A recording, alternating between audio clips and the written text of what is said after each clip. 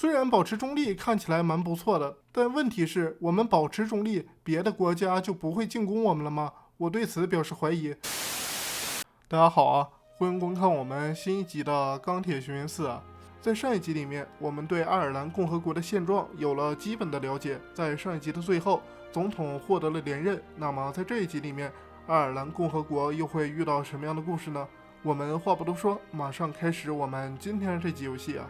游戏刚刚开始，到了1937年5月14日，我们收到消息，不列颠联盟的外交官最近四处威胁爱尔兰政府，要求越来越多的特权和改革，逼迫爱尔兰政府和不列颠联盟签订不平等条约。毋庸置疑，这是一次世界大战的序幕，别再来了。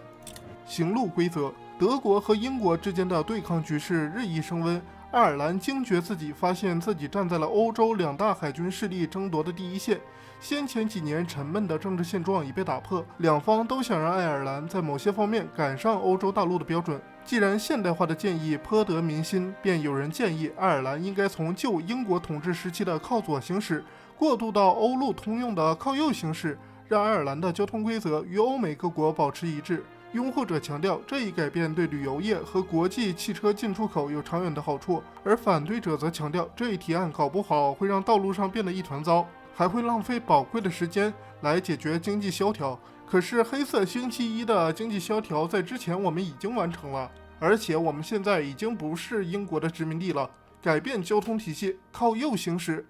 柏林高层警告伦敦，德国人来帮我们了。他们向不列颠联盟的大使送出了一封警告信，这些英国佬要么赶紧低头认错，要么就等着被全世界所排斥吧。我们就知道德国一定会帮我们的。几天后，到了37年5月23日，我们也完成了爱尔兰科技进步委员会的国策。下一个我们选择移民改革。爱尔兰人是勤劳而且愿意工作的，但我们毕竟只是一个小国。到目前为止，我们的经济状况一直不景气，并且缺乏吸引力。但随着爱尔兰经济进步法的通过，我们也许可以开始改善现状。如果我们鼓励其他不太发达国家的人口前来移民，爱尔兰的经济将会得到更快的发展。在部分公众要求重新审视爱尔兰的英治历史的背景下，之前修改国家交通规则以符合欧陆主流标准的决议还不是最后一条，一个相当激进的动议已经酝酿完成，表示我国的时钟应该调快1个小时，与德国的中欧时间相同。改革派认为，将爱尔兰共和国的时区与中欧同步，既能减轻英国工团主义的影响，也有利于爱尔兰和中欧同盟伙伴贸易往来。自大英帝国垮台以来，中欧同盟的伙伴国家便一直是爱尔兰出口的主要市场，此举有利于国家重振重要的出口行业，减轻前一年经济危机造成的影响。早起只不过是建立光明未来的微小代价，更改时区和德国同步。在完成了移民改革之后，我们继续，我们选择统一党再当选。统一党又下一城，再度以统一爱尔兰的拥护者身份登上了爱尔兰的民主之巅。统一党奉行自由保守主义，信奉基督教民主，一直以来宣扬着一种务实而不受意识形态约束的方法来服务大众，并且声称他们的道路才是摆脱了意识形态和教条束缚的唯一正道，在尊重历史与传统的同时，引领爱尔兰在务实中走向未来。下一个继续选择柯林斯的实用英雄主义。古往今来，尚未有人能超越现任总统，因为数百万爱尔兰人都对这位自由战士和爱尔兰独立之父致以最崇高的敬意。但这种半吊子的个人崇拜确实有些危险，不过其潜在利益却远远超过了他带来的小小风险。统一党将利用他的知名度和他在爱尔兰文化和政治中的无以伦比的地位，以此来确保我党得到广泛爱戴与追捧。后独立时代的宁静被打破，人民对变革的渴望持续升温，于是一向旨在让爱尔兰更加融入欧洲大陆的动议被摆上了桌面。这一次动议涉及计量单位，爱尔兰共和国因为此前受大英帝国统治，目前的计量单位仍然使用英制。相比之下，欧洲大陆的许多国家，尤其是德国，始终使用公制。尽管爱尔兰自独立以来，国内就一直有人呼吁单位公制化，但直到如今，对这一领域的改革支持度才明显提升。既然我们已经通过了2项改革，这第3项我们不妨也通过了。下一个，我们选择老东西的新把戏。自从我们在英国大革命后获得自由，柯林斯的统治已经持续了相当长的一段时间。尽管他为建立一个繁荣和自由的爱尔兰废寝忘食，但最近随着德国经济开始衰退，爱尔兰经济也开始停滞不前。许多人担心他现在早已英雄末路，只能靠过去的功劳聊以自慰。但这不是真的，他不仅仅是利用自己的声望，还推动了一系列新的改革与立法，旨在再次为经济和全社会注入活力。他将再次巩固作为爱尔兰最伟大的政治家的遗产。在统一党的领导下，翡翠岛将走向繁荣的现代化未来。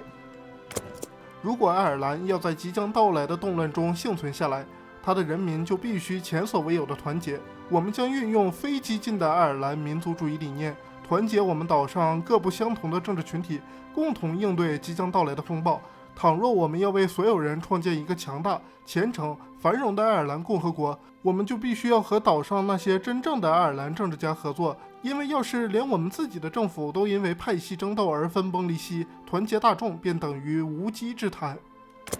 下一个我们继续选择阿尔斯特的地位。该地区由于持爱尔兰统一主义及回归英国统治的人占大多数，因而对爱尔兰政府的政策采取抵制态度。政府准备采取必要的行动来解决这个问题。1937年大选成了爱尔兰变革的催化剂，其中最为动荡的地区就是阿尔斯特。柯林斯的政策一贯是严酷镇压当地的统一主义者，有时还派出军队。既然我们之前已经决定采取新方法来统治国家，不妨尝试一下不一样的策略。我们必须要和统一主义者进行谈判，以确保所有人都能认同爱尔兰的国家和身份。我们让他们欢迎我们的第一步，就是将他们的苏格兰方言作为爱尔兰语和英语之外的第三个官方语言，这表明我们愿意和他们进行谈判。今年，除了一些发生冲突的地区，全球基本处于和平状态。爱尔兰政府的移民政策以及国际局势为我们国家人口的增长做出了贡献。阿尔斯特人民似乎又恢复了平静的生活。没有人知道这种和平会持续多久，但毫无疑问的是，爱尔兰的情况更好了。我们的下一步应该建立一个文化团结委员会，旨在接纳爱尔兰所有不同文化的同时，促进文化的发展，这样就确保没有人被忽略或者被认为是二等公民。我们最后最激进的一步是组成爱尔兰联邦，使爱尔兰4个省份各自成立下议院，这将使得阿尔斯特人民在执政方面有很大的发言权。由于爱尔兰西部在许多方面都被都柏林政府所忽视，这也将使得爱尔兰西部地区能够从中获益。到了1938年4月25日，随着我们完成了新爱尔兰的国策，北爱尔兰或者说阿尔斯特问题终于解决了。接下来继续选择工业研究优先。我们的国家对工业生产有着急切的需求，然而我们国内的工厂大多破旧而过时。为了建造现代工业，我们也有研究和发展新技术的需求。我们需要现代化的工厂，投资工业研究将使我们在工业化的道路上更进一步。继续选择爱尔兰合成材料项目。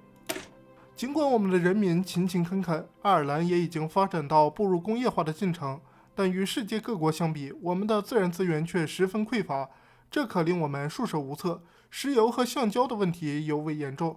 因此，倘若我们想让我们的工厂能够使用这些资源，我们就必须制定一个实用的合成工业发展计划。下一个继续选择扩建科技进步委员会。至今为止，科技进步委员会一直在很好地完成它的工作，但是它仍然有增长空间。若能对其进行进一步投资，他们就能开展更多的科研项目，并能够使我们的团队在科研领域开展研究，这还会提高我们在科研领域研究的整体灵活性。在完成了扩展科技进步委员会后，继续选择爱尔兰的飞跃。爱尔兰在短时间内完成了他国用多年也走不完的路。爱尔兰经济进步法的通过，无疑是我们国家工业化取得巨大成就的历史标记。现在是时候走出英帝国主义的阴影了。爱尔兰从此不再是英国的种植园，它成为了一个重生的国家。自从北方战役结束以后，爱尔兰军队水平开始下滑，并且在不列颠联盟和加拿大的威胁下降后开始裁军。但是随着工团主义的威胁越来越大，军队必须改革。虽然爱尔兰人民比起战争更喜欢和平，但毫无疑问，战争就在眼前。爱尔兰海对面的敌人还羽翼未丰。如果我们想在未来的风暴中幸存下来，就必须发展军事工业。英伦恶棍蠢蠢欲动。在东方，爱尔兰人民的勇士大敌正蠢蠢欲动，打算像他们几百年来所做的那样，暗中使我们走向衰败，并趁机征服我们。昂格鲁萨克逊人永远不可信，哪怕总统具有谈判者和外交官的专业技能，但卑鄙的英国人在多年前还是拒绝了我们对自治和建立爱尔兰自由邦的要求。对我们来说，幸运的是，他们的自大终究毁灭了他们。英国大革命将他们的帝国化为灰烬，并最终让爱尔兰人民获得了自由。但是这并不意味着我们就能高枕无忧。他们举着新的旗帜，还对工团主义的红星顶礼膜拜。但这些疯狗到底还是一个样，我们绝不能放松对英国威胁的警惕之心，因为我们绝不允许动乱时期再度降临。统一党奉行的自由主义与颓废而扭曲的自由主义相去甚远。我们将坚定地站在真正的自由主义和启蒙运动的理念一边，摆脱了蚀骨不化的传统主义和保守主义，也战胜了掠夺成性的社会主义和天真的进步主义，而且在任何时候都能务实地判断出属于我们社会最正确的前进道路。这种真正自由的资本主义能造就我们国家的基础，确保爱尔兰自始至终都能走在最适合它的道路上。爱尔兰属于爱尔兰人，这是我们坚持并维护的梦想。统一党是爱尔兰岛的剑和盾，借助受控的军国主义，复兴以工业和城市为中心的经济，再加上民众的忠诚，我们将保卫爱尔兰与我们自由民主的共和国，击败一切试图破坏我们纲领的人。任何工团主义与反动派恶棍都不得伤害我们亲爱的人民一丝一毫，因为爱尔兰将永远坚强而自由。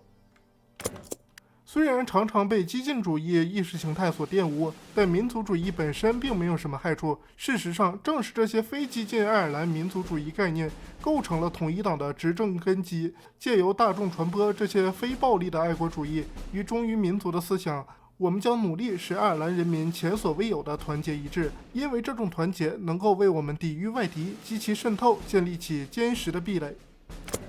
到了1939年7月28日，阿尔萨斯通牒，法兰西公社对德意志帝国宣战，第二次世界大战正式爆发。爱尔兰必须守住自己在世界舞台上的位置，否则爱尔兰人的生命也许会再次被当作消耗品来消耗。虽然保持中立看起来蛮不错的，但问题是我们保持中立，别的国家就不会进攻我们了吗？我对此表示怀疑。到了1939年11月22日，岛对岸的不列颠联盟对我们宣战。正是德国人帮助了我们1916年的英雄们。自我们独立以来，他们不断向我们表示着尊重和友好。从许多方面来讲，倘若没有德国人在英法两大帝国崩溃后构筑的秩序，我们爱尔兰便无法生存。与其说这是投桃报李，倒不如说这是承认事实。那么当这个国策完成之后呢，我们就会和德国正式结盟。如果你喜欢这个视频的话呢，不妨点个赞啊，再订个阅啊，这样就可以第一时间收看到我最新的视频影片啦。